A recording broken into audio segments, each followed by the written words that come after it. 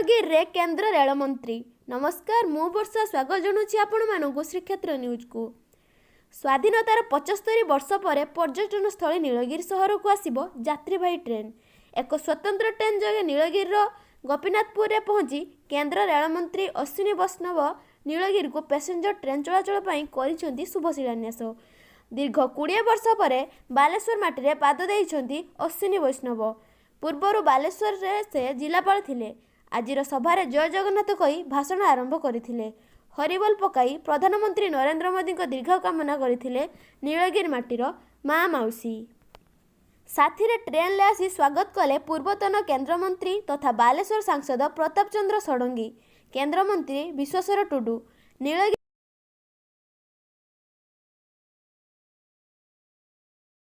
नीलगिरी पूर्वर आसुथिला मालबाही ट्रेन। पैसेंजर ट्रेन चलाचल बहुबार दाबी कर आसुथिले प्रताप चंद्र षडंगी। ताहा आज पूरण होईछि। स्वागत पई उपस्थित अछंती हजार हजार लोक।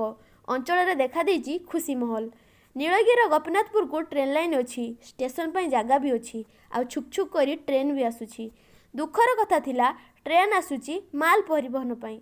गोपीनाथपुर रे ट्रेन आसीबा और रहणी पई सब प्रकार भित्तिभूमि थाई सुधा आसी पारु नथिला ट्रेन। दीर्घ दिनर दाबी पर वर्तमान आसी खुशी खबर। बालेश्वर सांसद तथा पूर्वतन केंद्रमंत्री प्रताप चंद्र षडंगी बहुबार पूर्व केंद्र रेलमंत्री दाबी करथिले, किंतु एथर ओडिशा को केंद्र रेलमंत्री होइतिबा अश्विनी वैष्णव को भेटी दाबी करथिले, जहाँ नीलगिरीवासी खुशी खबर। नीलगिरीवासी दाबी अश्विनी वैष्णव निश्चय शुणी और नीलगिरी को पैसेंजर ट्रेन व्यवस्था कले, जहां नहीं विभिन्न महल में आशा संचार होइछि।